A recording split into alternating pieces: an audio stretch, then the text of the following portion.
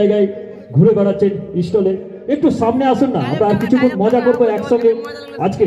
তো চলুন, এই বাচ্চারা আছে, বাচ্চাদেরকে দেখে সত্যি খুব ভালো লাগছে, কারণ ছোটবেলায় আমার একটা বন্ধু ছিল। চলুন, ওই গল্পগুলো পরে হবে। আর এখন দেখবেন গানগুলো মানে বিভিন্ন ধরনের বেরিয়েছে, তো গান নিয়ে কিছু কথা হবে। তারপরে আমার উত্তম দা আছে, উত্তম দাকে নিয়ে কিছু কথা হবে, কারণ আমরা বিভিন্ন জায়গায় অনুষ্ঠান করতে যাই। পরশুদিন অনুষ্ঠান করতে গিয়ে খুব ছেলেটার মুড অফ হয়ে গেছে, পরশুদিন